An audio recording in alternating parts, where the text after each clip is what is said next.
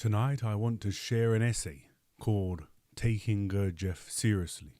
It's a powerful piece that raises the question of what it really means to engage with Gurdjieff's ideas, not just as history or philosophy, but as something alive and demanding in our lives today.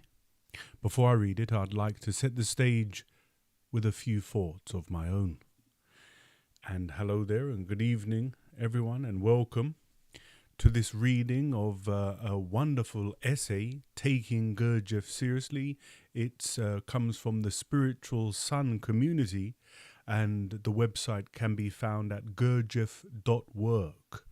And I have read this essay once before over on the newly departed book club channel, and I thought it's such a powerful essay. And when we come to the final paragraph, one of my favorite quotes in all Gurdjieff sort of that I've read, to be fair, comes from that, and it really impacted me when I first read it. And so we'll be reading that momentarily. But before, I just want to say a little bit about the Gurdjieff.work or Spiritual Sun website, and then share a few of my own thoughts as to why this is important and why we should be reading it again together.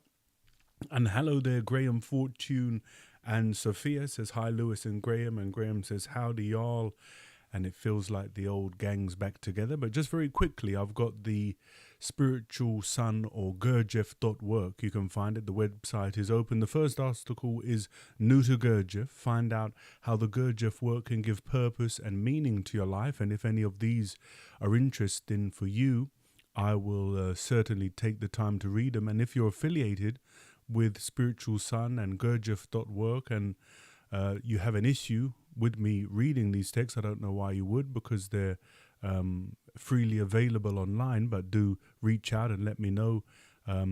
If you know anything about the old book club channel, we have rather a fondness for Mr. Gurdjieff. So after New to Gurdjieff, then Taking Gurdjieff Seriously is the first article, an essay on Beelzebub's tales, meta-history and meta-politics, something maybe outside of our wheelhouse, but if it's interesting for you, let me know. And there's a list of recent posts: Unlocking Beelzebub's Tales, a dialogue on real will, the narrative, V's objective conscience, and our duty as beings created in the image of God.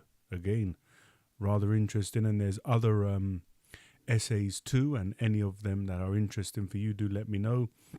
And there's also an absolutely fantastic library section. So if you enjoy discovering text online through PDF, in the primary text tab, you have Beelzebub's Tales to His Grandson, available Kindle, PDF, and HTML.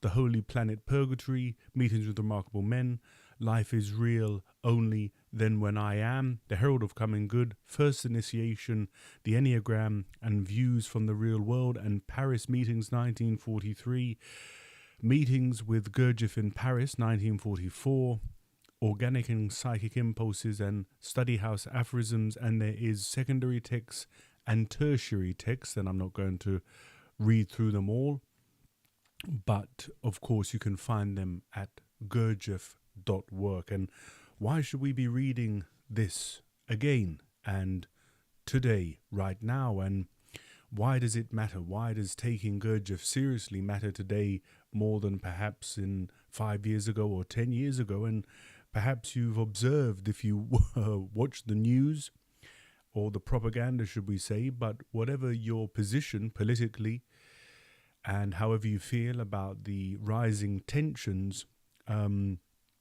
it does appear to be increasing. Gurdjieff says when a man on the sidewalk is approached too closely by another man, friction occurs. And Gurdjieff goes on to extend the analogy and says the same things happen. What occurs in space, say there's a conjunction of Mars and Jupiter, so the two planets are conjunct in the same part of the sky.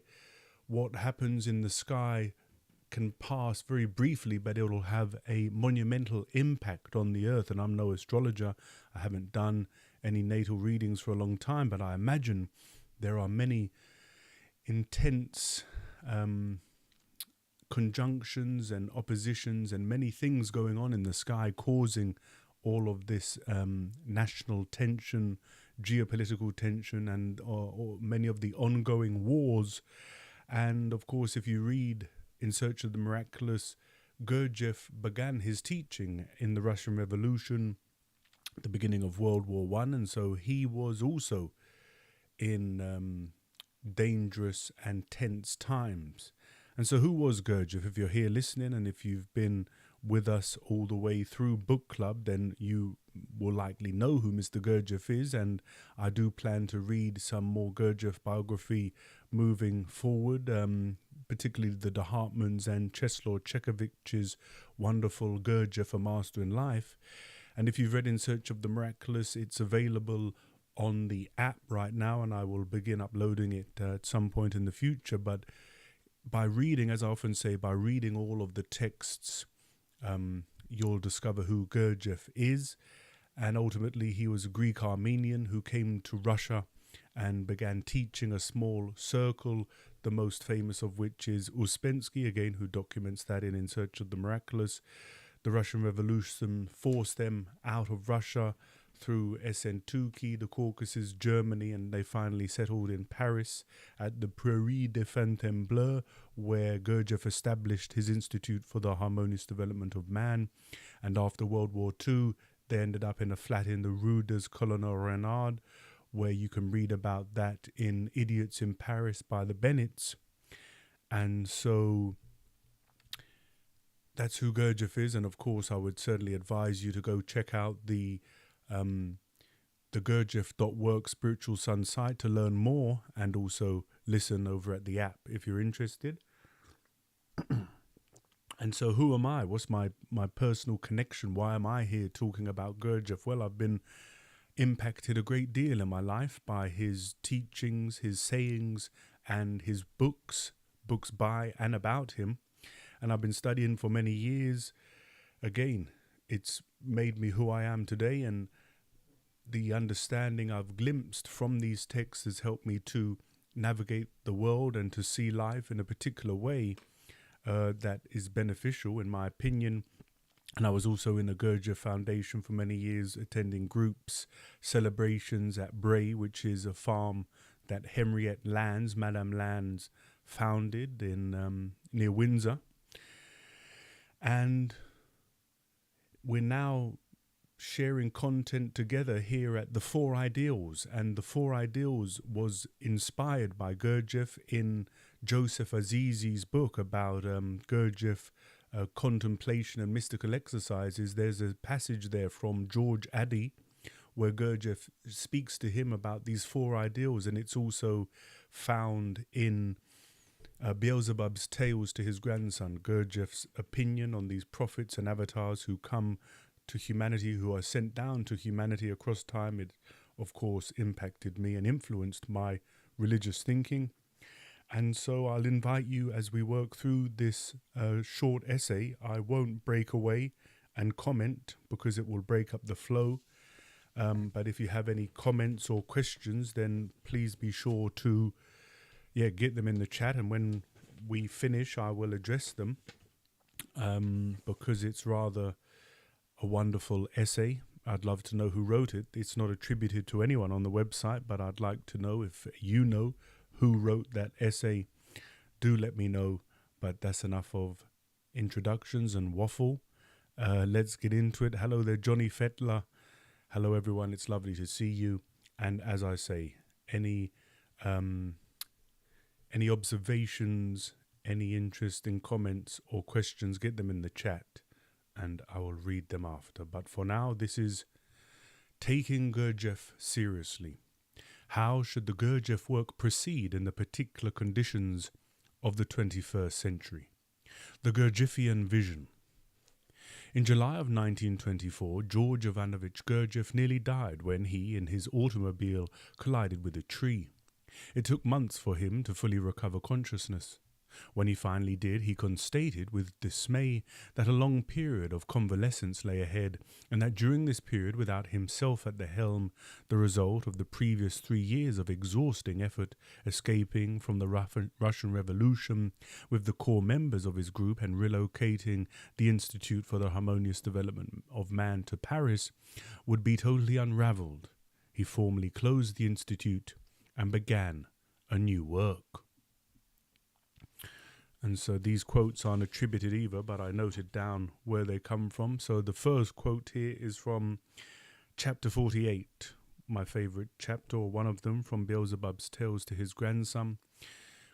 Quote, "That institution, the Institute for the Harmonious Development of Man, by the way, no longer exists, and I find it both necessary and opportune, chiefly for the purpose of pacifying certain types from various countries, to make the categorical declaration here and now that I have liquidated it completely and forever.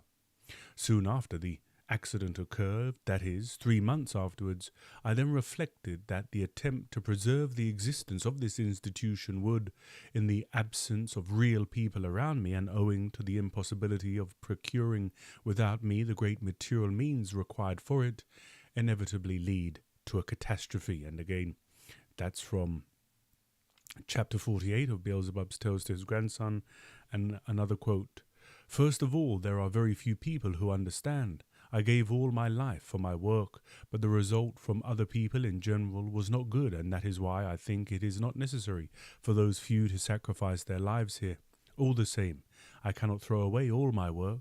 In 2 weeks I will begin a new work. Again, I repeat that the Institute is closed." And that quote comes from the De Hartmann's Our Life with Mr. Gurdjieff. Over the next 8 years, he would write a legomenism, all and everything, 10 books in 3 series, and announce them with an appeal to contemporary humanity. Having completed the first and second series, Mr. Gurdjieff visited New York and broke up what remained of the American branch of the Institute, telling its members that the way in which they had been attempting the work was incomplete and had made them candidates for the madhouse. Again, that can be read in Life is Real Then Only When I Am, of his dealings with Orage in America. With the publishing of the Herald of Coming Good in 1933, Gurdjieff elucidated that all the prior work at the Institute had been both experimental and preparatory, and that his pupils had unknowingly served as the necessary objects of these observations and investigations. And here are a few quotes. "I needed rats for my experiments." Gurdjieff speaking to C.S. Knott, Journey Through This World by C.S. Knott. "As I was obliged to address this first circular letter principally to people who have already come into direct relation to me, I should like to profit by this opportunity and to express in conclusion, in the name of future generations, as well as personally, my sincere gratitude to those of the people coming into contact with me during the 20-year period of life mentioned in the Herald of Coming Good, who have through many years without their knowledge served me as subjects of my observations and investigations of the processes going on in them of crystallization and decrystallization of those psychic factors, the transformation of which for the acquiring of subjectivized manifestation demands a comparatively lengthy period." And that comes from the Herald of Coming Good, as does this next one, the final quote of this paragraph. "This must have come as a shock to his former pupils, especially his most well-known pupil, P.D. Ouspensky, who had broken off with his teacher and founded his own school on these experimental and preparatory fragments of the teaching. Nevertheless, Mr. Gurdjieff welcomed his prior students to join with him, together with others, upon the true path of attaining, by the help of my detailed and written explanations, to real being." Again, that quote comes from the Herald of Coming Good. Necessary for this new work is a familiarity with Gurdjieff's logomonism, starting with the first series, an objectively impartial criticism of the life of man, also known as Beelzebub's Tales to his Grandson, as well as his subsequent second and third series, Meetings with Remarkable Men and Life is Real, Only Then When I Am.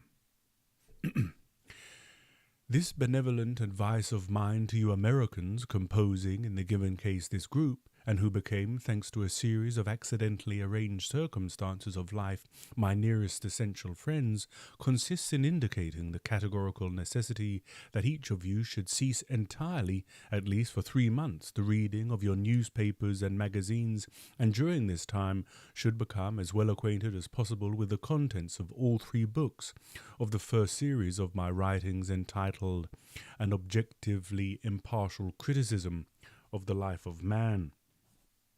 And we'll come back to that, I think, in the commentary, because I think that'll be a highly beneficial experiment for anybody who may undertake it. An acquaintance with the contents of these books is quite indispensable for each of you, chiefly in order to attain directly or indirectly information elucidated from all sides regarding all those definite notions upon which will be based and from which will logically derive all the problems which are pursued for practical attainments.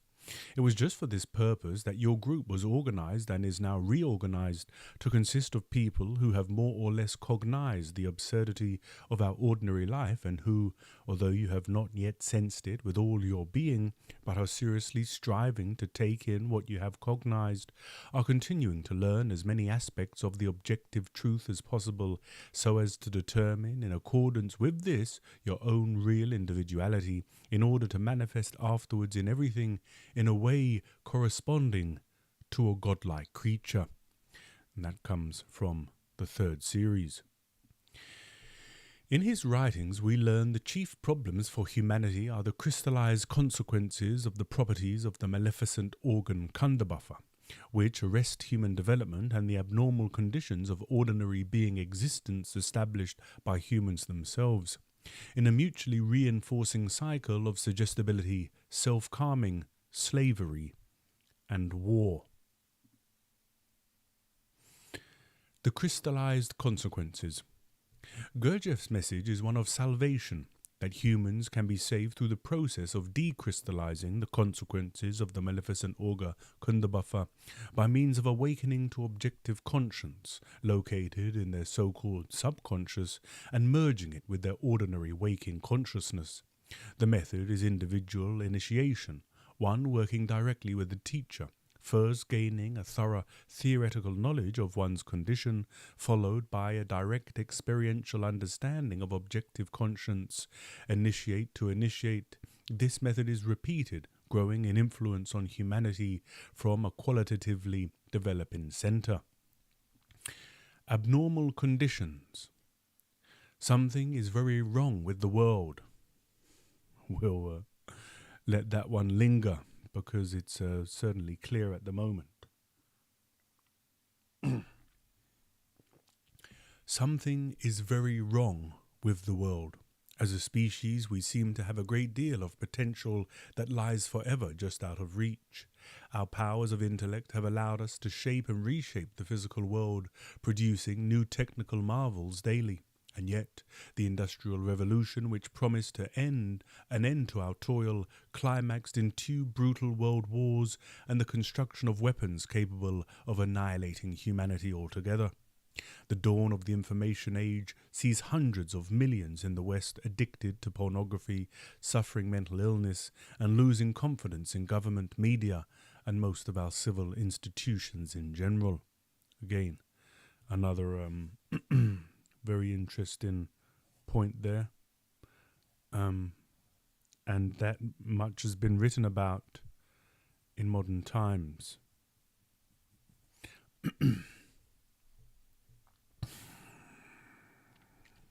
There are those who claim things have never been better, but they hail exclusively from the wealthiest parts of prosperous developed nations, and their comfort comes at the expense of billions who are subject to grinding poverty and violence, and to the detriment of the Earth's very ecosystems.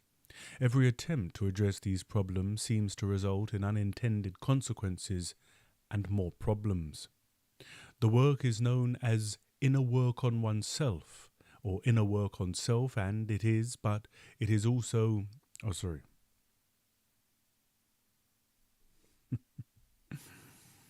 The work is known as inner work on self, and it is, but it is also meant to have an impact on the world.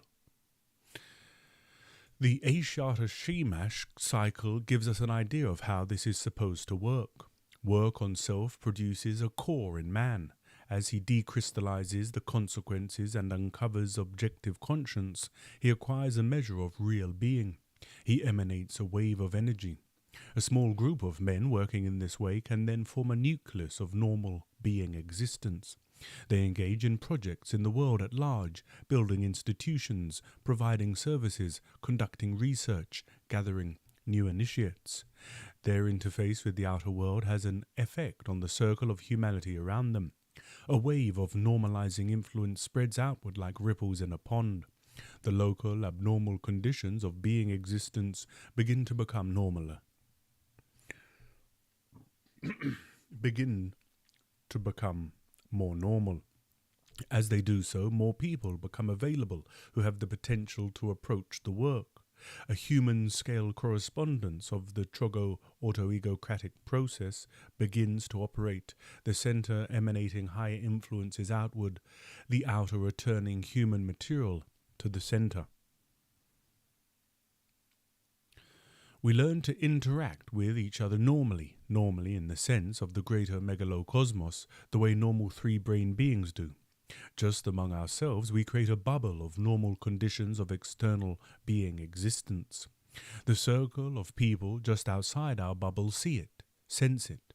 That circle just outside our own normalizes a little. We begin to send out this wave of normality, and as the circle just outside of ours normalizes a little, it becomes fertile ground to provide human material to feed back into the center. How is the work, if it can be called that, being carried on today? Today, Gurdjieff's writings are not treated as the primary source of his own teaching.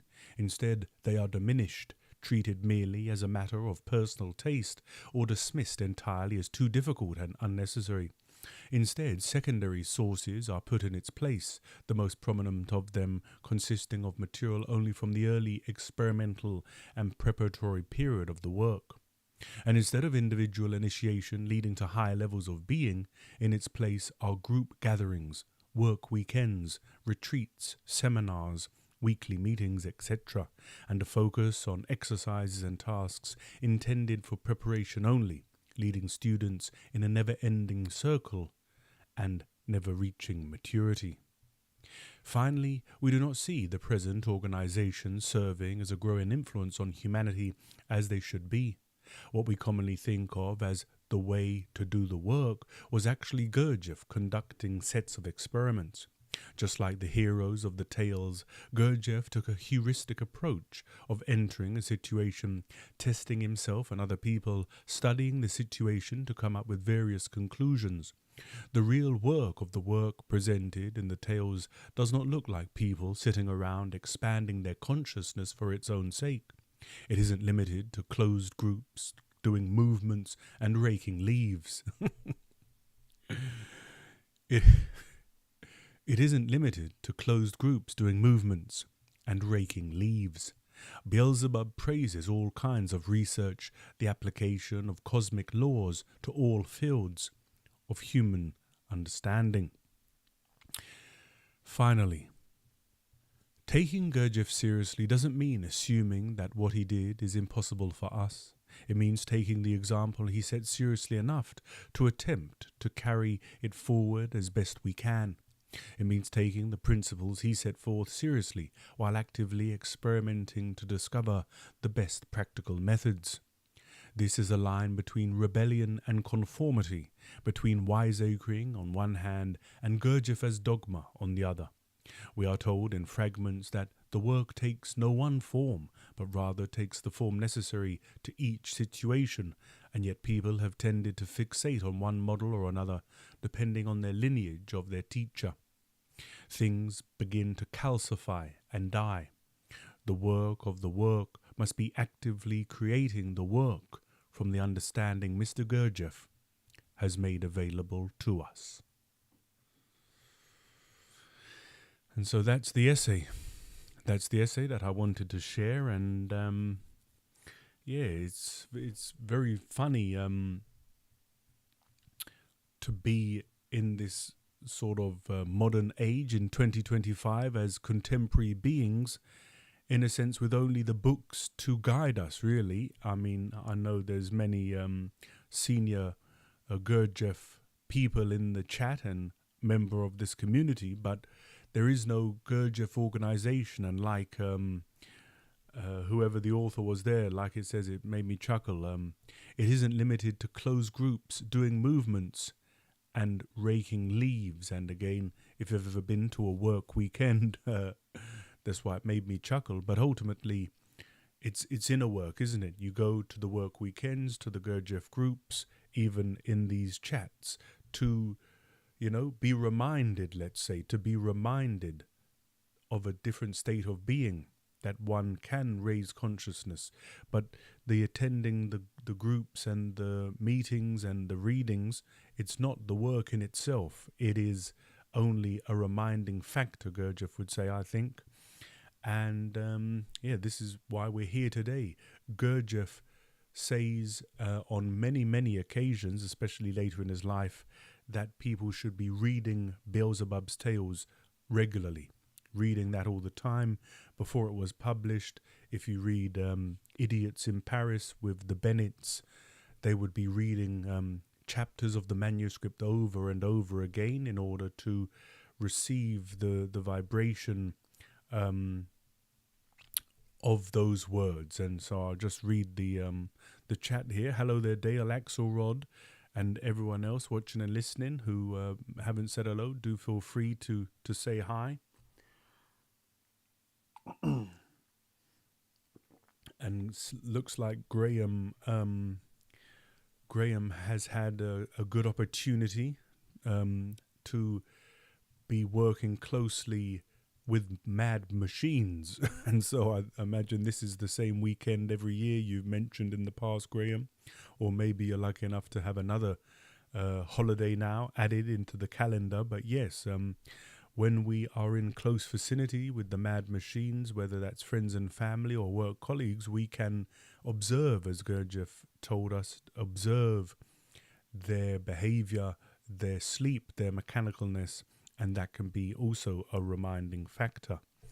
And Sophia says the work is remembering to practice it, especially in unusual moments. And that's true, isn't it, Sophia? If we can bring ourselves and remember ourselves in an unusual circumstance, in a new environment, in a particularly tense interaction with a stranger or a colleague or wherever it might be, it really changes the vibrations, the energy of that interaction, and it can be quite miraculous, as Ouspensky would say, searching for the miraculous. And so if there are no questions or comments or anything else, then that's what I wanted to share with you this evening.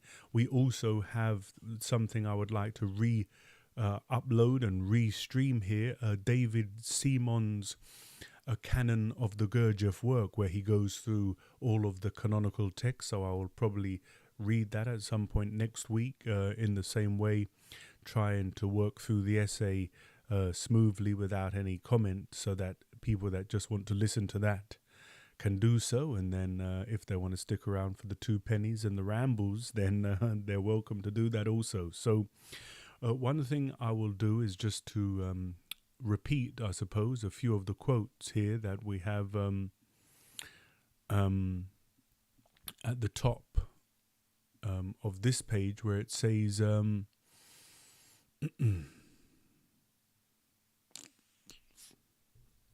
no, a bit higher than this.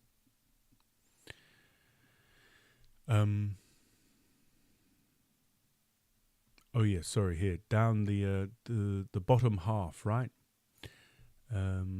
This benevolent advice of mine to Americans composing in the given case this group and who became, thanks to a series of accidentally arranged circumstances of my life, my nearest essential friends, consists in indicating the categorical necessity that each of you should cease entirely, at least for 3 months, the reading of your newspapers and magazines, and during this time should become as well acquainted as possible with the contents of all 3 books of the first series of my writing, entitled An Objectively Impartial Criticism of the Life of Man. And so now we have social media algorithms, 24/7 news feeds, unlimited books available from Amazon Kindle and Audible. So we never are at peace, never at leisure, constantly bombarded by impressions, Gurdjieff would call them. And so there he's saying in the back in the 1950s, don't read the newspaper or the radio or the news, and just engage with his works for 3 months. And just imagine, I mean, I know some of you are familiar with the works, with the books. Some of you may be less familiar, but just imagine that. If you don't engage with any social media, any news, any radio, it could be profound, couldn't it? It could be very profound to engage in that activity for even a month, for even a week, even a day, if our attention span is so shriveled up that we can't go a day without knowing the calamities going on in the world. And hello there, Mike Hayden. Mike Hayden has a comment and says, as technology advances, man becomes ever increasingly crazier. Maybe this is due to a detachment from nature. Whatever the reason, there's no denying the madness. Amen to that. It's certainly quite mad currently. And Ray Kurzweil, I think, has a concept of the singularity where, again, I can't define it very clearly for you, but there's books, The Singularity is Near, Ray Kurzweil, and another newer, updated book. And also Terence McKenna had a similar idea that I think he called it something different, but it was ultimately some form of singularity. And maybe we're approaching it, which is why it's getting madder and madder and curiouser. But again, I'm not as well versed in that as, of course, Kurzweil and Terence McKenna are. But you can go and research and look at that yourself, the singularity. But I think it's been a slow degradation, hasn't it, of culture, of consciousness. And the interesting thing is that if you read all of the texts about Gurdjieff and by Gurdjieff, he was writing of the similar issues back then. So it's not a new issue. It's not like because we've got smartphones and the internet, we're becoming more crazier. It was occurring slowly, with the advent of the radio, the newspaper, ease of access to books and all of these things. So all of these, what does Gurdjieff call them? These different isms would spring up, take effect. And there are many passages in Beelzebub's Tales where just because of who the person is, who the person knows, they receive, more accolades and more attention, not because of the substance of the idea, but because of the character and their connections in society. So Gurdjieff mentions this. And now it's about how many followers you have, isn't it? How many followers, how many subscribers. Necessarily, if you've got 1 million subscribers on YouTube, then you are an authority. If you've only got, we're approaching 200 here at the Four Ideals, the new channel, we're approaching 200. It's like, oh, that guy can't know anything because he's just a little channel. But this isn't, it's the substance, isn't it, of the talks, the readings, the information, and the knowledge. But ultimately, all that to say that the Gurdjieff work, the method, the system, whatever term you like to refer to it as, it's as alive today as it was when Mr. Gurdjieff was alive, and one could argue even before Mr. Gurdjieff was born.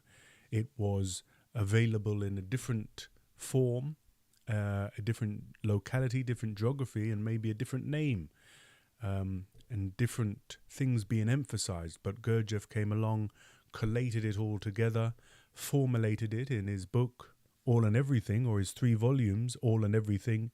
We, of course, have Ouspensky's wonderful In Search of the Miraculous, Maurice Nicole's commentaries that will be continuing very soon here at the 4 Ideals.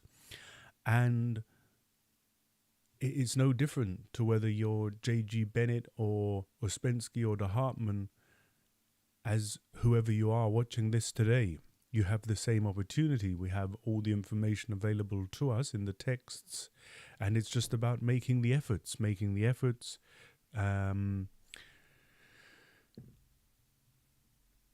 doing the work. Ultimately, as Sophia says, remembering to practice the work. It's very important, and that's why I think reading the texts, if you're reading Beelzebub's tales to his grandson regularly, say before bed or in the morning, you can't help but be reminded of these things. It's very difficult to fall asleep while reading them, and if you do, it's very clear. So Sophia's said, yes, it's been crazy, utterly crazy in the past too. So yeah, we like to think, I think every generation, there's a wonderful book, The Fourth Turning, about Strauss-Howe generational theory, and every generation, from Generation X, Gen Z, Millennials, Boomers, the Silent Generation, everyone thought whatever technology was coming, whatever war was going on, whatever cultural craze was occurring, they thought that that was the most important thing. That was the end of society, the end of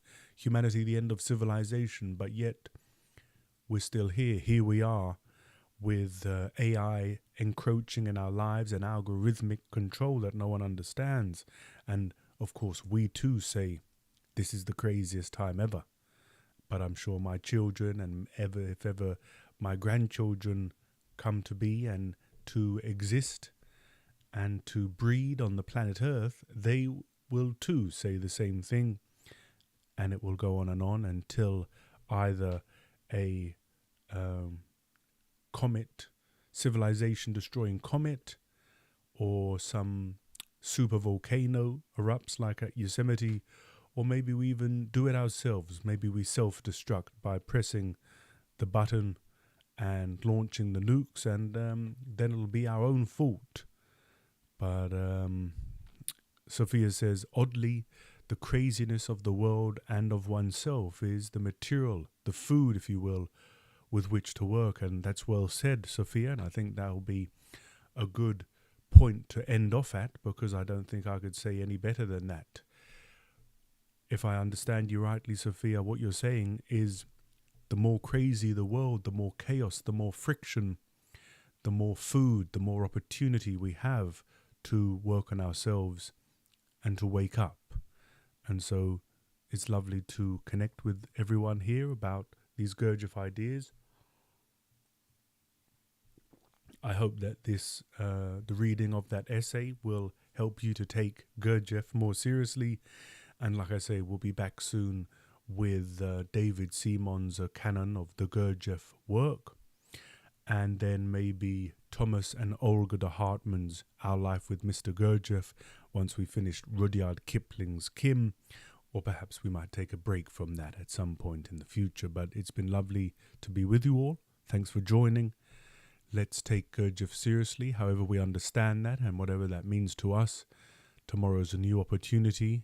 Inshallah, we wake up, and if we do, we will have a new opportunity for being. So, guys, thanks again. Take care, look after yourselves, and I will see you very soon. Bye. It certainly is, Sophia. Thanks for joining. Take care, guys. See you.